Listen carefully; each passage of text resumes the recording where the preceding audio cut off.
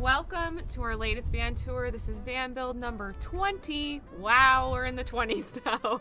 That is crazy. We are super grateful for all of our clients that trust us to build them a beautiful home on wheels.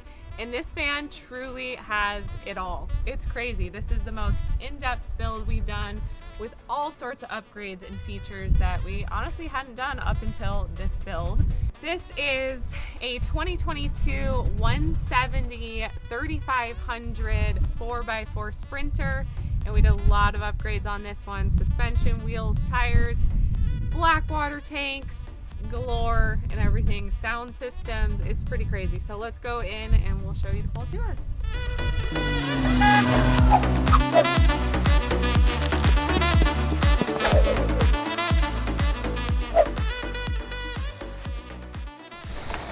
We're going to start somewhere we've never started before, the bathroom, because this is a really big feature of this van. I don't think I've ever actually stood in someone's bathroom and talked to you guys.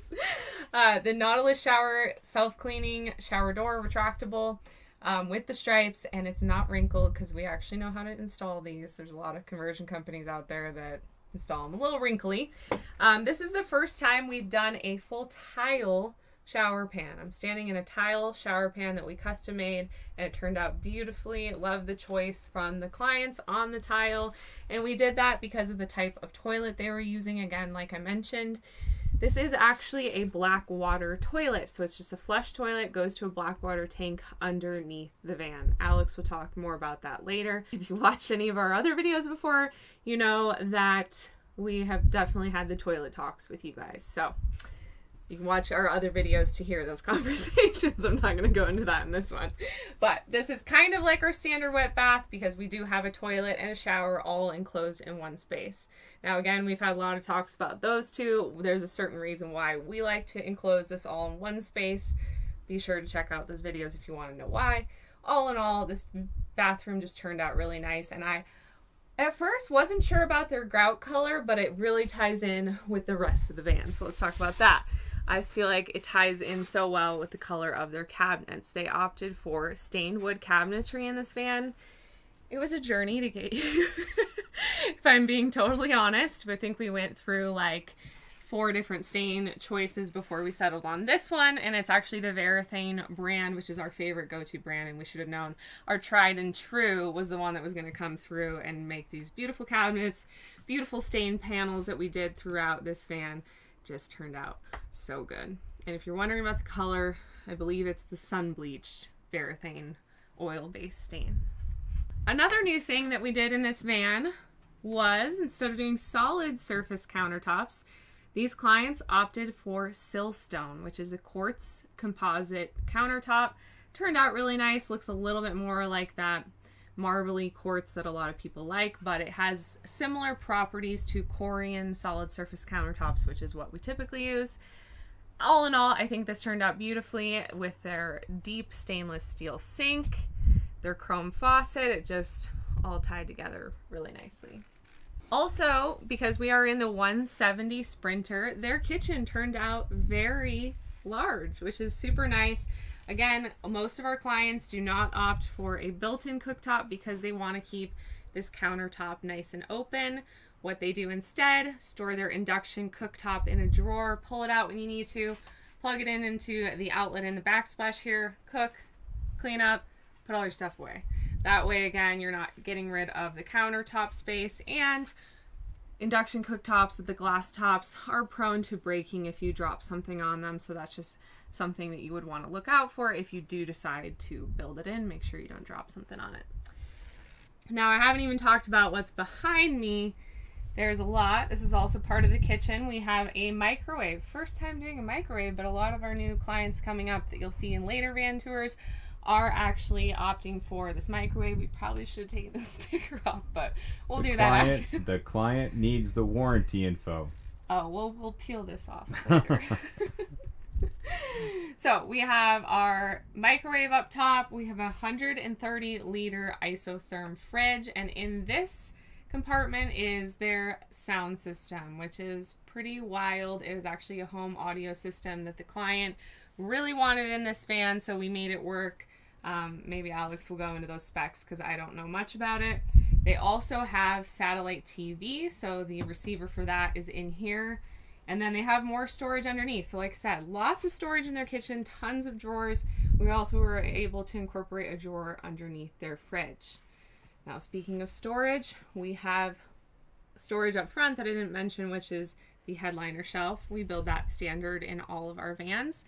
And then upper cabinets on both sides. Again, just lots of good, nice storage. We also have a small closet up front. Turned out a little skinny because of all these other things we incorporated back here, but we did want to give them a place where they could at least hang up a few shirts. So we incorporated a small closet up front behind the driver's seat. Another design feature is that these clients wanted, because they are actually boaters and like boat life, and now they have their land yacht, aka their van life van. They decided to have this stainless steel trim throughout the van, so you'll see it at the end of the kitchen at the sliding door. We did it here along the bathroom walls, and then also by the benches, just as a protective thing on the corners. Vans are a small space, and if you're not used to moving around in such a small space, it's really easy to be bashing into things all the time. And that's another reason why we always choose rounded handles, so that you're not going to have a sharp corner on something that you could hit your head on. And again, another reason why we did these trim pieces for the client's request. Now moving to the back of the van, we have a small dresser with another siltstone countertop and a TV. This is the first time we put a TV in a van. It's pretty awesome. Like I said, they have satellite TV in this van. And then we have their convertible table bed area with our nice lagoon mount and our bamboo table.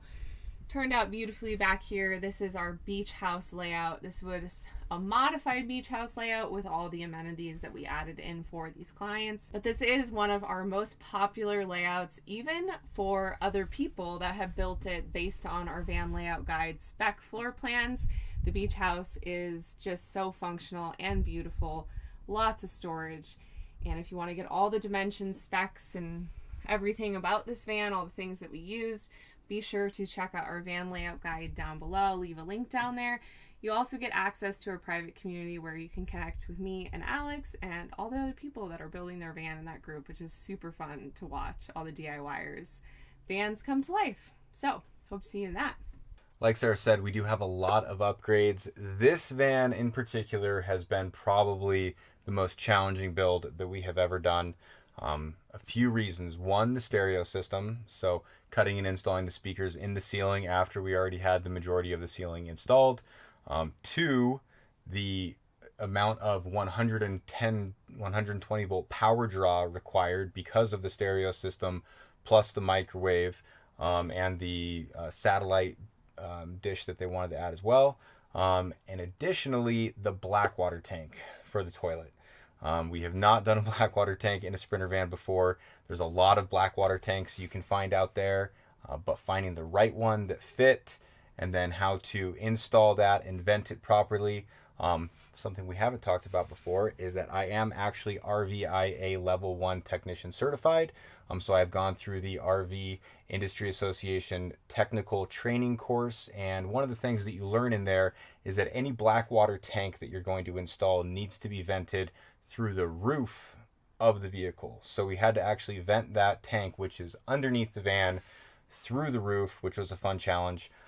So it was a lot of, okay, let's see if this works. Now let's wait. We also had to custom design and fabricate black water and gray water tank brackets out of stainless steel for those systems. So it was a lot of engineering and design that went in.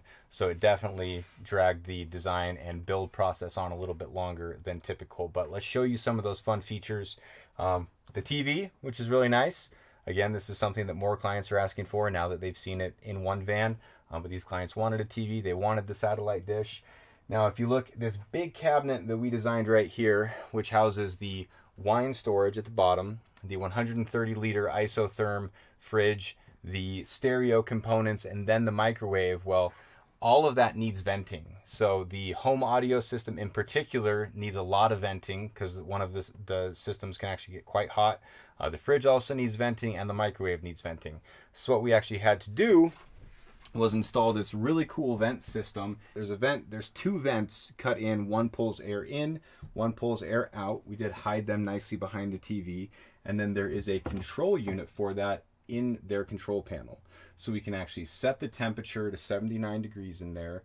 And as those components start to heat up, it will automatically start to pull air in and push air out to give it proper ventilation.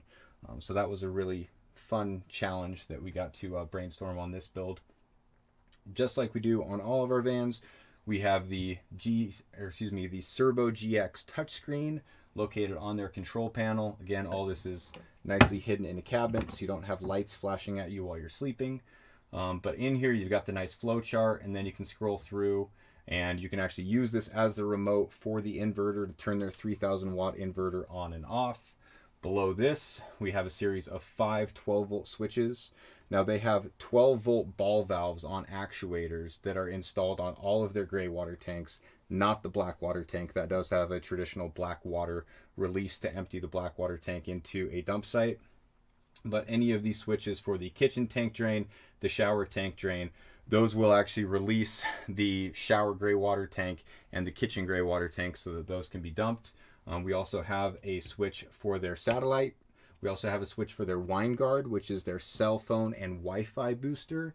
And then this van is equipped with a pretty robust plumbing system as well. So because this is a 3500 dually, we were limited on the driver's side bench as to the size of tank we could fit. So we opted for a 20-gallon over-the-wheel well tank inside the van. We relocated the aftermarket spare to the back of the van with an aluminum mount, and they have an additional 21 gallons of fresh water that they can store in their spare tire carrier. So that is really, not a winter option, but for the other 3 seasons, they can carry 41 gallons of fresh water. And there are 12-volt actuators on those 2 tanks. So to pick which tank is opened up to the water pump, you just select that tank, either main tank or under van tank, open that ball valve, and then the pump will start to pull water from that tank, which is pretty cool. Now on the Serbo GX, it does have tank sensors for all of those tanks. So you can check and see, like right now, we haven't filled the under van freshwater tank, but the main freshwater tank is 77% full. And again, that's a 20-gallon freshwater tank. So the TV does swivel. You just have to release a few latches on this. And they do that so that obviously you can drive safely and not worry about your TV flopping around. But if you were hanging out in bed at night, you could swivel it all the way over here. So boom, both people can see the TV and lay down. If one person on this side just wanted to watch it, you could bring it over here into the corner, or the client might opt to kind of store it like this. And this is that vent and vent cover that I was talking about for the ventilation system for this whole cabinet. And if you look in here, you can see this is a pretty sweet, pretty large and robust home stereo system. We have 6 speakers in the ceiling and then 2 larger 12-inch speakers built into the upper cabinets in the back. So what we've created is this really nice sound effect where we've got 4 speakers over the 4 corners of the table, and then the 2 larger speakers underneath the cabinets in the back, and then 2 additional speakers at the very front of the van. Welcome to the back of the van. One of my favorite features is incorporating some kind of fun design back in the U-bench area. This is something we let clients choose, whether they want to keep it simple, they want to go with the slats like these clients, or really options are endless, whatever they want to do. I love the slat look. As you guys know, if you've watched any of our van tours, our last van, I did the slat look on the U-bench and on one of the walls in the van. It was like one of my favorite things. I think it just looks gorgeous, and I love with this client, with the gray stain that we have, we were able to match that with the gray stain back here. Now, not only is this beautiful, it is functional as well.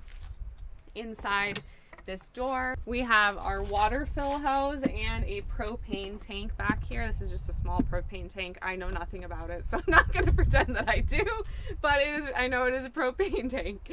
And then we have our water fill back here in this little hatch. You open this up.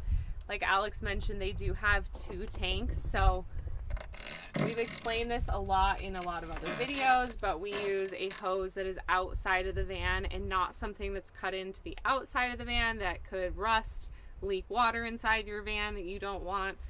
So we like to have this connection taking place outside of the van, because when you're filling up water, it's always going to leak a little bit of water, so we'd rather that be outside.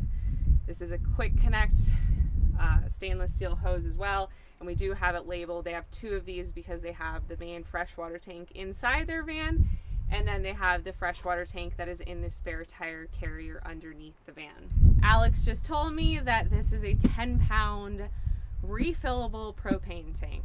So there's the info on it. We'll probably link it in the blog post with all the other information if you're curious about that. We also have our outdoor shower back here. A very simple hose connection that we like to store in this little net back here. This just opens up. You have hot and cold back here. It is connected to the main freshwater system in this whole van.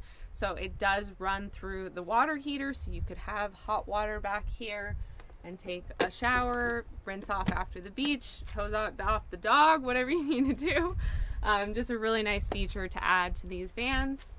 And that's pretty much it back here. Now there's a lot of exterior stuff on this van, so Alex is going to run through all of that. Lots of Illuminess, suspension upgrades, solar, stuff on the roof galore. So we'll jump into that next. So we'll start at the back of the van. On the back of this 170 3500 4x4, we have the slim box from Illuminess. So what's cool about this is it actually opens from the side, which is pretty nice. So what this does allow you to do is if you wanted to put one bike rack down here, you could have a bike rack in front of this box, still be able to get access to the box. Now they have 2 one-up bike trays.